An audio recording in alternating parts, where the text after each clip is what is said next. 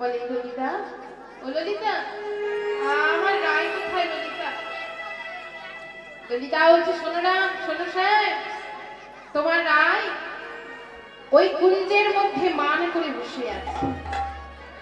যাও, যদি পারো স্যার আমাদের রাধারানীর মান দিয়ে ভাগা।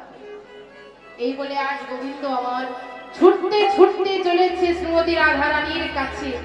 গিয়ে দেখছে রাধারানী আমার আজ নীল বসন্তে বদনখানি ঢেকে বসে আছে। আর গোবিন্দ আমার করজোড়ে বলছি, ওগো রাধে, একটি বার তুমি আমার প্রতি মুখ থেকে চেয়ে দেখো। আমি এসেছি রাধে, তুমি একটি বার চেয়ে দেখো আমি এসেছি। কথা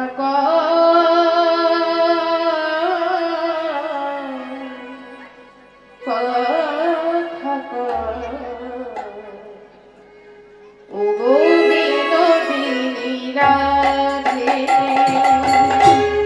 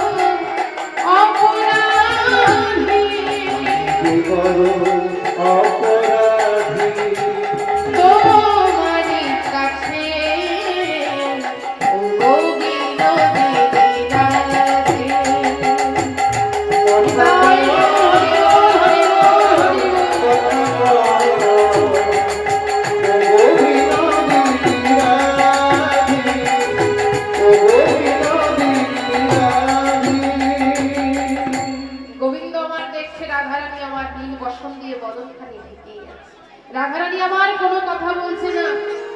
আর গোবিন্দ আমার বলছে, হে রাধে, আমি সত্যি তোমার কাছে বড় অপরাধী। আমি তোমায় কথা দিয়ে কথা রাখতে পারিনি রাধে। আমি জানি রাধে, সেই যন্ত্রণায় দগ্ধ করছে তোমার হৃদয়। সত্যই আমি বড় অপরাধী রাধে। বদসি যদি কিঞ্চিদপি দন্ত রুচি কৌমুদী, বদসি যদি কিঞ্চিদপি দন্ত রুচি কৌমুদী, বদসি যদি কিঞ্চিদপি দন্ত রুচি কৌমুদী, বদসি যদি কিঞ্চিদপি দন্ত রুচি কৌমুদী, অদতি দলতি রমণী গৌরম রাধে, অদতি দলতি রমণী গৌরম রাধে, অদতি দলতি রমণী গৌরম রাধে, অদতি দলতি রমণী গৌরম রাধে। তমসি মম জীবন তমসি মম ভূষণ, তমসি মম জীবন তমসি মম ভূষণ, তমসি মম জীবন তমসি মম ভূষণ, তমসি মম জীবন তমসি মম ভূষণ, তমসি মম ভব জল রত্নম রাধে, তমসি মম ভব জল রত্নম রাধে, তমসি মম ভব জল রত্নম রাধে, তমসি মম ভব জল রত্নম রাধে।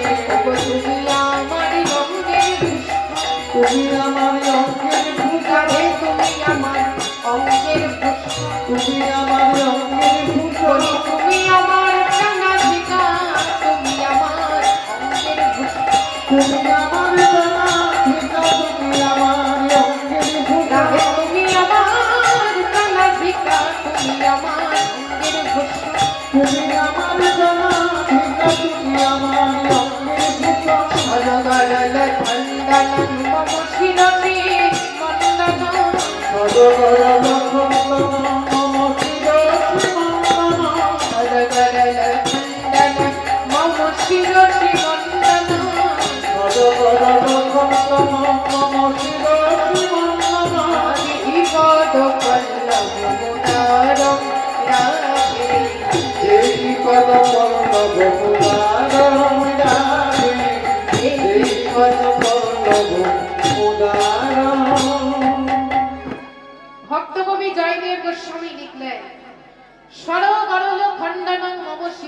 স্পন্দন। জয়দেব আর লিখতে পারল না, পুঁথি বন্ধ রেখে চলে গেল মা স্নান করতে। মন বড়ই চঞ্চল। আর এদিকে ভক্তাদিন ভগবান মনে মনে চিন্তা করছে, জয়দেব তুমি পরের অংশ পূর্ণ করতে লজ্জা বোধ করছো জয়দেব? আস্তে, তুমি পরের অংশ পূর্ণ করতে লজ্জা বোধ করছো জয়দেব? এই বলে মা ভগবান কি করেছে, জয়দেবের রূপ ধারণ করে এসে দাঁড়িয়েছে জয়দেবের কুটিরে। দাঁড়িয়ে সে ডাক দিচ্ছে, পদ্মা, পদ্মা, ও পদ্মা। পদ্মাবতী বলছে, এ কি শুনি, তুমি তো এইমাত্র স্নানে গেলে, তাহলে এত তাড়াতাড়ি ফিরে এলে কেন স্বামী? পদ্মা, জানো পদ্মা, যেতে যেতে আজ আমার একটা অসম্পূর্ণ শ্লোক মনে পড়ে গেল। ভাবলাম যদি আমি ভুলে যাই পদ্মা, তার জন্য ফিরে এলাম। এই বলে ভক্তাদিন ভগবান কি করলেন, নিজ হস্তে অসম্পূর্ণ শ্লোক পূর্ণ করলেন। হেহি পদ পল্লব উদার। এবার ভক্তাদিন ভগবান বলে, পদ্মা তুমি আমার সেবার ব্যবস্থা করো পদ্মা। পদ্মাবতী বলছে, সে কি স্বামী, এখনো তো আমার রাধা মাধবের সেবা হলো না স্বামী, আর তুমি ভোজন করবে স্বামী? জয়দেব বলছে, পদ্মা, ও পদ্মা, মনে করো না আমি তোমার রাধা মাধব। এই বলে পদ্মাবতী কি করেছে, ভক্তরূপে ভগবানকে সেবা করিয়ে শয়ন কক্ষে রেখে নিজে যেই না প্রসাদ বদলে দিয়েছে, অমনি দাঁড়িয়ে সে ডাক দিচ্ছে, জয়দেব, পদ্মা, পদ্মা, এ কি পদ্মা, এখনো আমার রাধা মাধবের সেবা হলো না, এখনো আমি ভোজন করলাম না, তুমি ভোজন করতে বসেছো? ছি পদ্মা, ছি। পদ্মা এক দৃষ্টি চেয়ে আছে স্বামীর পানে। এ যে আমার ঘরে ও স্বামী, বাইরে ও স্বামী, আমার ঘরে ও স্বামী, আমার বাইরে ও স্বামী,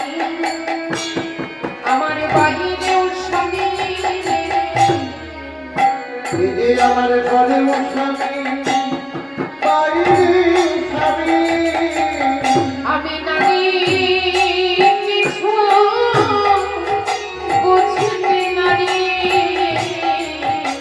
আমার ঘরে স্বামী, যে আমার বাইরে স্বামী, আমি নারী কিছু বুঝিতে নারী, আমার ঘরে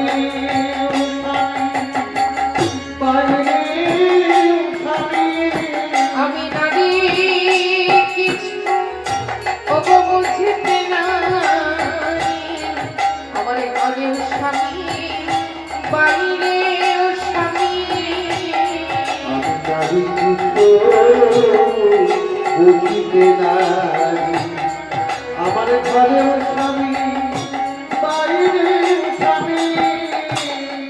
জয়দেব বলছি, পদ্মা, এ তুমি কি বলছো পদ্মা? হ্যাঁ গো স্বামী, আমি তো এইমাত্র তোমায় ভোজন করিয়ে শয়ন কক্ষে রেখে এলাম। বলো না, তবে কে আমার স্বামী? যে শয়ন কক্ষে রয়েছে সে নাকি তুমি? এই বলে পদ্মাবতী জয়দেবকে ভেতরে নিয়ে এলো। কুটিরের ভেতরে এসে দেখছি শয্যা পাতা আছে, বাতাসে বইছে চন্দনের গন্ধ, কিন্তু কুটিরের ভেতরে কেউ নেই। এবার জয়দেব পুঁথি খুলতে দেখছে অসম্পূর্ণ শ্লোক পূর্ণ করা রয়েছে। দেবী পদ পল্লব উদার।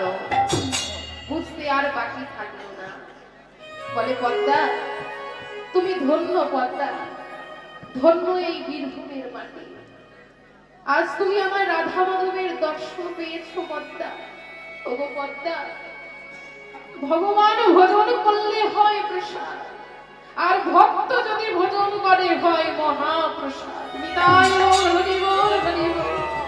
ওগো পদ্মা, ওই প্রসাদ তুমি একাই খেও না, দাও দাও প্রসাদ আমায় দাও গো।